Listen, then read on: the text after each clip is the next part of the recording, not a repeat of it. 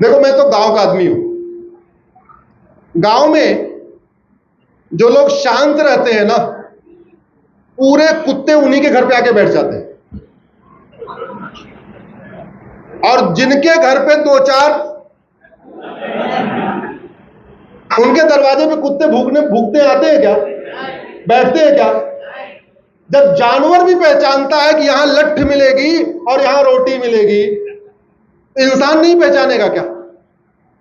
वो जानते हैं, दुबई में जाऊंगा 20 साल सजा होगी, जर्मनी में जाऊंगा 20 साल सजा होगी, वहां जाऊंगा 10 साल सजा होगी, सिंगापुर में घुस गए तो 15 साल सजा होगी, रूस में घुस गया तो 20 साल सजा होगी, भारत में घुस गया तो 10 से 15 हजार रुपए में कागज बन जाएगा, वोटर लिस्ट बन जाएगी, किसान सम्मान निधि भी मिलेगी, मुद्रा लोन भी मिलेगा, जनधन खाते से पैसा भी आता रहेगा, माइनॉरिटी स्कीम का भी फायदा मिलेगा, मुफ्त में मकान मिलेगा, मुफ्त में लोन मिलेगा, और उसके बाद मुफ्त में राशन मिलेगा। जब तक व्यवस्था नहीं बदलेगी, तब तक भारत को बचा पाना मुश्किल है, नहीं नामुमकिन है। मैंने कहा, दुनिया के कई देशों की घुसपैठ के कारण कई देशों में बहुत बड़ा बदलाव आ चुका है। इसको रोकना बहुत जरूरी है।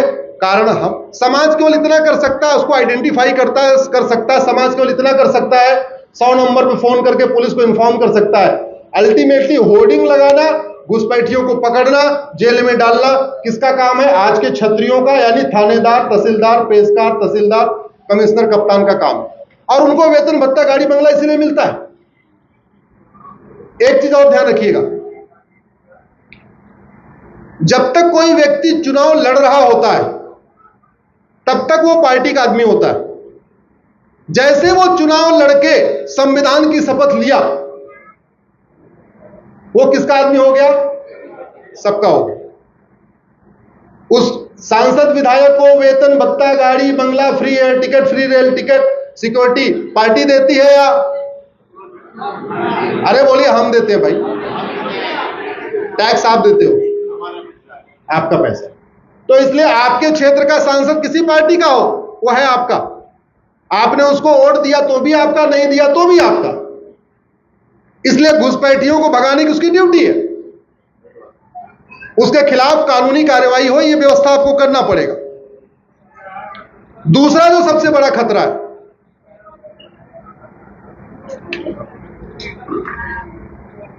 वो है जनसंख्या विस्फोट।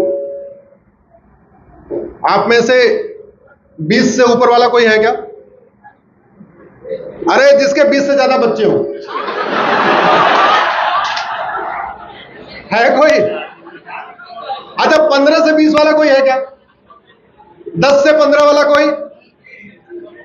5 से 10 वाला कोई? सारे हम दो, हमारे दो, सबके दो।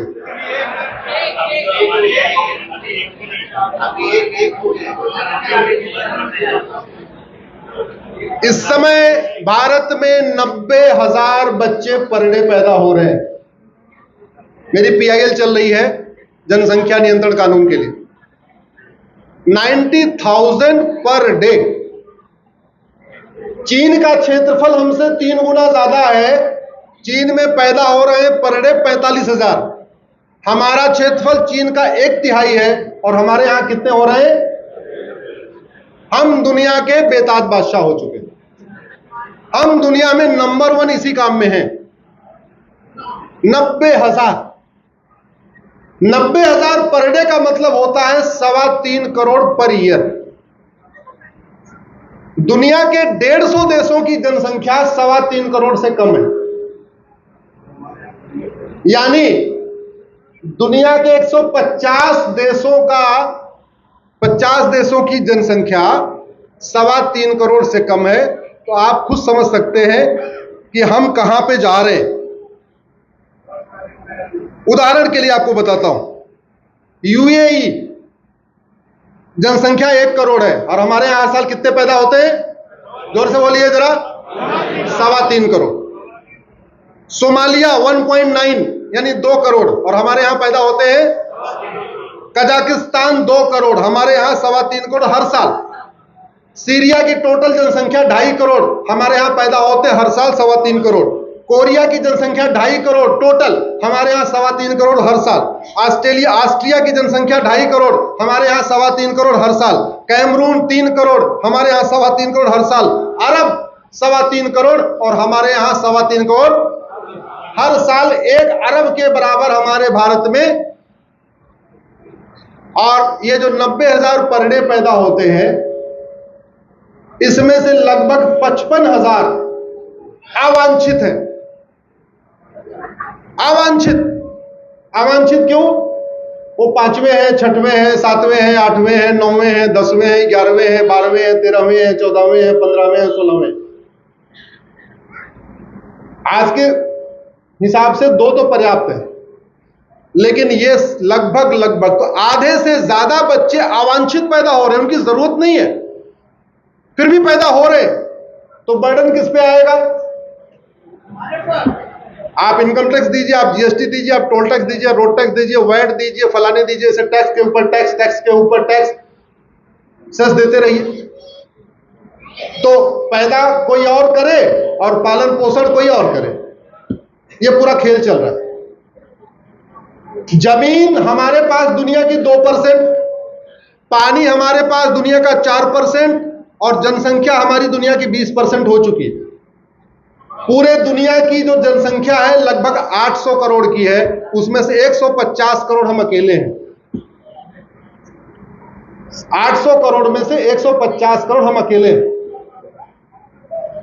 भाई 130 करोड़ तो आधार बन चुके हैं। आधार जिंदा लोगों का बनता है, मरे हुए लोगों का? 130 करोड़ आधार बन चुका है। और आपके घर में 100% आधार नहीं होगा। आपके घर में भी 5 लोगों के परिवार होगा तो एक आधार नहीं होगा। छोटे वाले का कहां होगा आधार? आधार तो बाद में बनता। 150 करोड़ हो चुके हैं। दुनिया की जो सबसे बड़ी समस्या है वो है जनसंख्या विस्फोट, जिससे भारत परेशान है। नतीजा यह है, सरकार जब तक 2 करोड़ घर बनाती है, 10 करोड़ बेघर पैदा हो जाते हैं। सरकार 2 करोड़ लोगों के लिए रोजगार की व्यवस्था करती, 10 करोड़ बेरोजगार पैदा हो जाते। लेकिन पॉलिटिशियन को यह बड़ा आराम है इसमें, क्योंकि जितना ज्यादा जनसंख्या विस्फोट होगी उतना ज्यादा गरीबी होगी, उतना ज्यादा गरीबी होगी तो पॉलिटिक्स करना आसान होगा। केवल 5-5 किलो राशन, चावल, 100 यूनिट फ्री, 100 थोड़ा सा पानी फ्री, थोड़ा बिजली फ्री, इतने पर अपना काम होता रहेगा। अगर जनसंख्या कम हो जाएगी, पढ़ लिख लेंगे, सवाल जवाब करेंगे, बातचीत करेंगे, तर्क करेंगे, वो करना शुरू कर देंगे तो फिर मुसीबत आएगी। इसलिए जितना बढ़िया, जितना ज्यादा जनसंख्या रहे उतना अच्छा। दूसरा, दुनिया के बहुत सारे देश भारत को बाजार मानते हैं। उनका यह मानना कूड़ा कबाड़ा वो वहां बनाए, आप बिकेगा कहां पे? तो बाजार में तो रौनक रहनी चाहिए ना। बाजार में सुनसान होना चाहिए, रौनक होनी चाहिए। और रौनक तब रहेगी जब धड़ाधड़ बच्चे पैदा होते रहे। तो पूरी दुनिया नहीं चाहती भारत में जनसंख्या नियंत्रण कानून हो, क्योंकि उनका सामान यहां बिकेगा। और भारत के ज्यादातर पॉलिटिशियन नहीं चाहते कि जनसंख्या नियंत्रण कानून बने, क्योंकि पॉलिटिक्स करना आसान है। कोई 500 का वादा कर देगा, कोई 1000 रुपए वादा कर देगा, कोई 100 यूनिट बिजली फ्री का वादा कर देगा, कोई कुछ वादा कर देगा, आराम से उसकी सरकार बन जाएगी। लेकिन सफर कौन कर रहा है? हम लोग सफर। ये जो डेमोग्राफी बदल रही है, उसका दूसरा सबसे बड़ा कारण है जनसंख्या विस्फोट।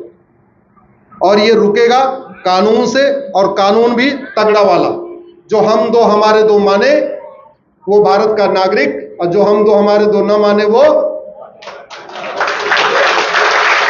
और कोई तरीका नहीं है। चीन ने 60 करोड़ बच्चों को पैदा होने से रोक दिया। अगर हमने चीन के साथ कानून बनाया होता, आज हम लगभग 90-95 करोड़ होते, जो आज हम 100-150 करोड़ हो चुके हैं। चीन ने 60 करोड़ बच्चों को पैदा होने से रोक दिया। हालांकि थोड़ा गलत किया उसने, बाद में 1 पे कर दिया। हम दो हमारे 1 कर दिया तो थोड़ा वहां बुढ़ापा ज्यादा बढ़ गया, नहीं तो हम दो हमारे जो रखता तो भी जो है। तीसरा जो सबसे बड़ी समस्या है वो है धर्मांतरण। धर्मांतरण होने का कई कारण है। पहला तो जितना ज्यादा गरीबी होगी, थोड़ा सा लालच देकर धर्मांतरण कराना आसान हो जाएगा। कुछ अपनी तरफ से भी कमियां हैं। जैसे भारत में 6000 तहसीलें हैं और सारी कथा 2000 तहसीलों में होती है। टोटल भारत में कितनी तहसील है? जितनी राम कथा, भागवत कथा, कृष्ण कथा, जितनी कथाएं होती हैं, ये सारी की सारी 2000 तहसीलों में होती है, घूम घूम के होती रहती है। 4000 तहसील हमने मिशनरियों के लिए और जिहादियों के लिए छोड़ दिया। जाओ भैया तुम वही कन्वर्ट कर लो, हम उस पर ध्यान ही नहीं दे रहे। तो 4000 तहसील हमने खुला छोड़ दिया, जाओ तुम्हें जो करना है करो। इसमें हमारी भी थोड़ी कमी है। हम भांडुप पे रहते हैं, यहां तो कथा करा लेते हैं, अपने गांव में कथा नहीं कराते। हम भांडुप पे रहते हैं, यहां सारा काम कर लेते हैं, अपने गांव में कभी 24 घंटे का एक कीर्तन करा के भंडारा नहीं कराते। भैया सबको बुला के कब तुम खाना पीना खिला। आप अपने दिल पे मत लेना, मैं एक सामान्य बात बता रहा हूं।